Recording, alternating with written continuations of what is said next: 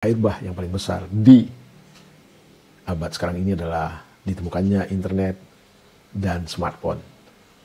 Dan terbentuklah apa yang disebut dengan digital society. Apa yang dikatakan oleh Tan Malaka, air berkumpul dengan air, minyak dengan minyak.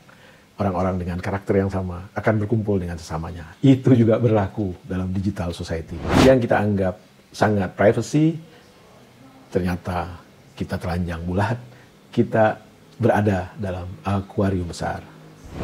Bagaimana kemajuan dalam teknologi komunikasi ini dimanfaatkan oleh orang-orang yang mengincar kekuasaan, tetapi niatnya bukan untuk kemaslahatan umum, tapi untuk mempertahankan dominasi, menjaga kepentingan kelompok.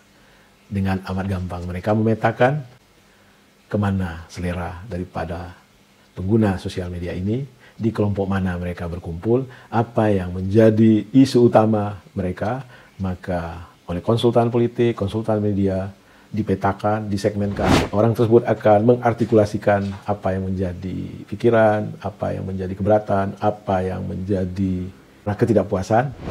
Social engineering terjadi.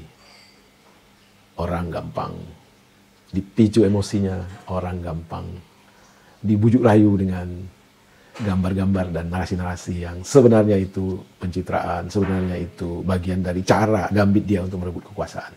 Dan ini sangat berbahaya. Ketemu lagi kita di channel yang penuh imajinasi, informasi gratis, tidak bayar. Subscribe. Assalamualaikum warahmatullahi wabarakatuh. Senang jumpa lagi dengan teman-teman sobat Kicau Jelata. Apa kabar? Mudah-mudahan Anda semua selalu dalam keadaan sehat dan tentu saja harus tetap semangat. Hidup hanya sekali, mari bikin berarti. Hidup hanya saat, ayo tebar banyak manfaat. Teman-teman, Kicau kali ini akan aku awali dengan sebuah kata-kata bijak, petitih, yang berasal dari khasanah asli Indonesia, tepatnya dari tanah Minangkabau.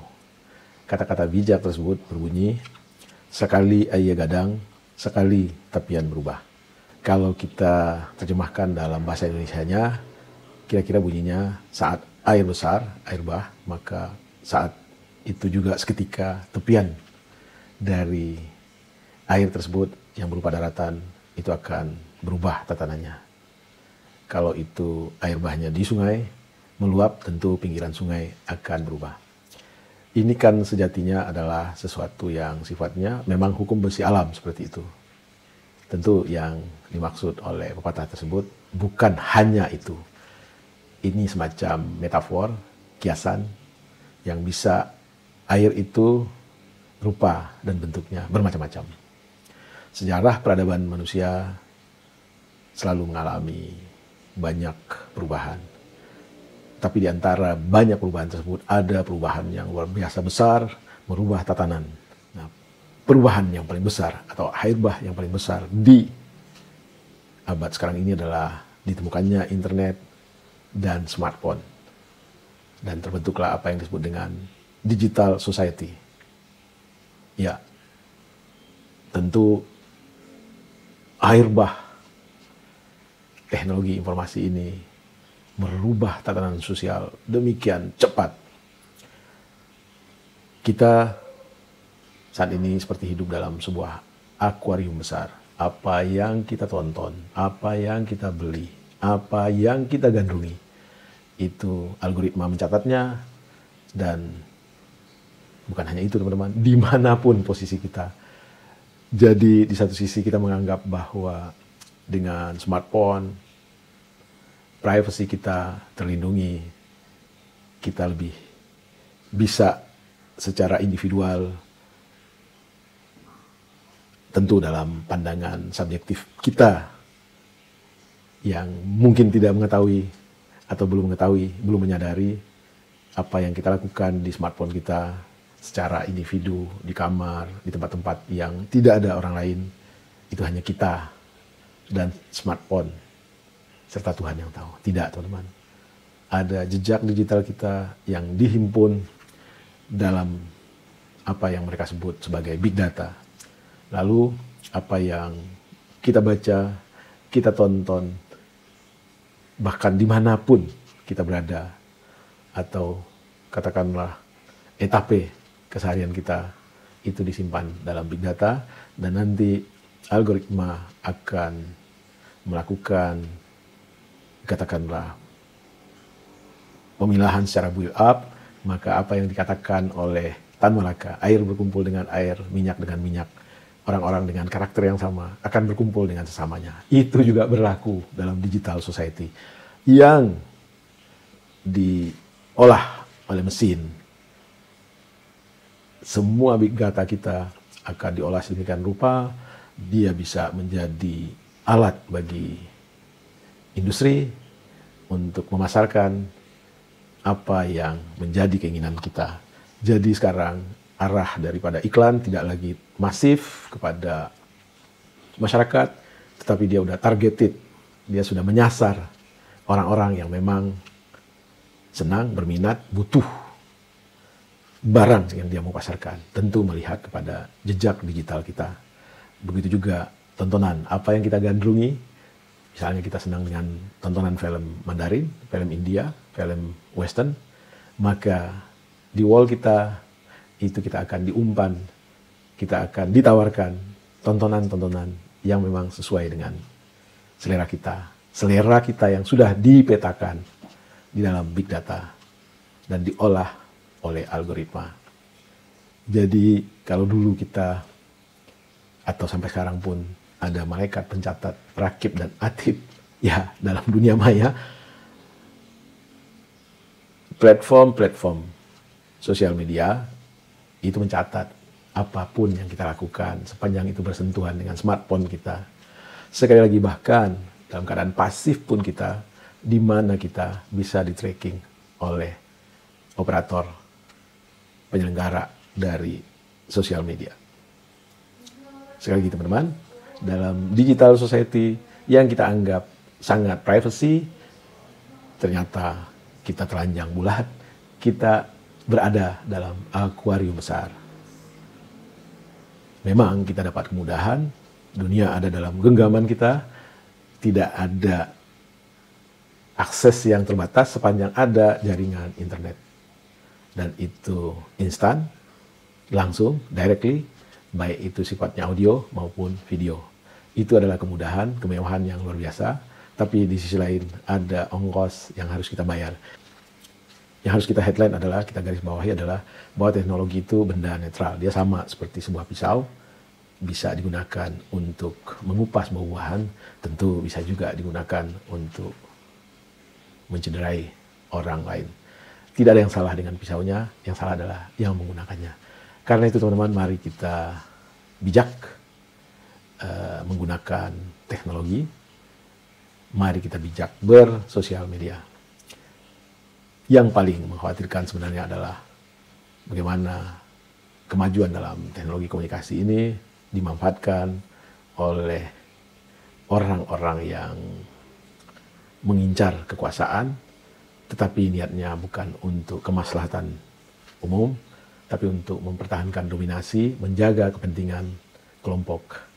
Dengan amat gampang mereka memetakan itu yang tadi itu, kemana selera daripada pengguna sosial media ini, di kelompok mana mereka berkumpul, apa yang menjadi isu utama mereka, maka oleh konsultan politik, konsultan media, dipetakan, disegmenkan, yang mana yang mayoritas, apa yang mereka kehendaki, apa yang menjadi sesuatu yang merasa tidak puas dengan keadaan, maka orang tersebut akan mengartikulasikan apa yang menjadi pikiran, apa yang menjadi keberatan, apa yang menjadi katakanlah ketidakpuasan, dan tentu saja dengan artikulasi yang pas, yang tepat, dan kemudian arah atau fokus dari narasi yang dikreasi tersebut juga diberikan kepada orang-orang yang memang senang, memang berharap ada yang mengartikulasikan kehendak mereka,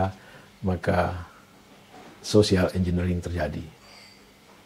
Orang gampang dipicu emosinya, orang gampang dibujuk rayu dengan gambar-gambar dan narasi-narasi yang sebenarnya itu pencitraan, sebenarnya itu bagian dari cara gambit dia untuk merebut kekuasaan. Dan ini sangat berbahaya. Karena itu teman-teman, sekali lagi, mari kita cerdas bermedia sosial, menggunakan teknologi informasi ini. Kita harus sadar di platform manapun kita bergabung, menjadi follower, menjadi member, maka tentu kita tetap harus menggunakan akal waras kita. Apakah kita punya filter yang cukup terhadap informasi yang kita terima?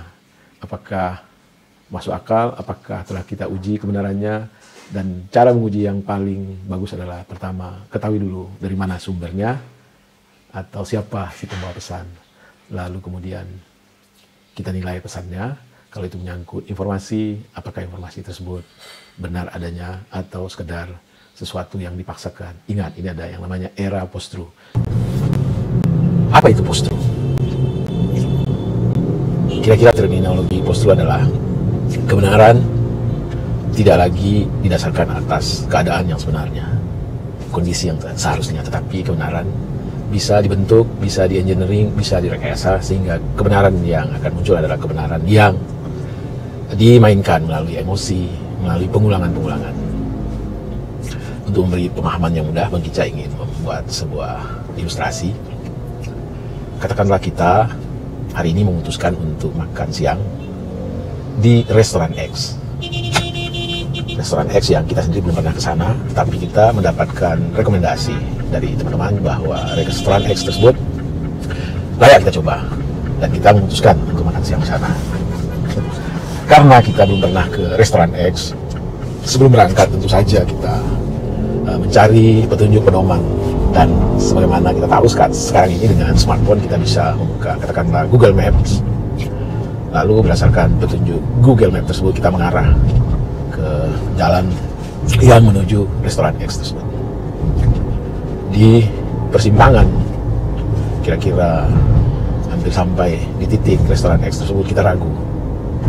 Dan pada saat kita ragu, tiba-tiba kita melihat ada orang dengan poster di tangan, memegang bertuliskan restoran X, belok kiri. Padahal dalam petunjuk Google seharusnya kita belok kanan. Kita mulai agak ragu. Dan di belakang orang tersebut, kita juga melihat ada 2-3 orang memegang poster makan enak di restoran X. Dan itu menunjuk ke arah yang pemegang poster pertama tadi. Lalu kita mulai ragu dan mulailah kita berbelok ke arah yang mereka tunjukkan. Dan kira-kira 50 meter setelah kita berjalan, kita melihat ada orang-orang yang bergembira bersama dengan narasi-narasi yang dibangun. Waduh, enak banget makan di restoran X, kenyang kita, harganya tidak mahal lagi gitu. Dan kita mulai meragukan informasi yang benar yang kita dapatkan dari Google, dan melangkahlah kita ke restoran X yang ditunjukkan oleh orang-orang yang kita temukan di pinggir jalan tersebut. Padahal semua petunjuk, semua narasi yang dibangun kebenaran itu bisa dikreasi, bisa diciptakan. Salah satu caranya adalah dengan menarasikannya berulang-ulang. Kebohongan yang dilakukan secara berulang-ulang, maka dia bisa dianggap sebagai kebenaran. Sekali lagi teman-teman, mari kita antisipasi air besar, perkembangan yang luar biasa dalam teknologi informasi. Dengan cara apa? Kita bijak menggunakannya, kita tingkatkan literasi, dan jangan gampang menyimpulkan sesuatu sebelum sesuatu tersebut diuji. Jangan gampang meneruskan sesuatu sebelum kita yakin bahwa yang kita teruskan itu memang bermanfaat bagi orang yang menerimanya. Salam sehat dan bahagia. Sekali ayah gadang, sekali tapian berubah. Dan ayah gadang itu saat ini yang benar-benar dahsyat adalah kemajuan teknologi informasi, penemuan internet dan smartphone. Dunia ada dalam genggaman kita, dan kita ada dalam genggaman dunia. Salam sehat dan bahagia. Wassalamualaikum warahmatullahi wabarakatuh.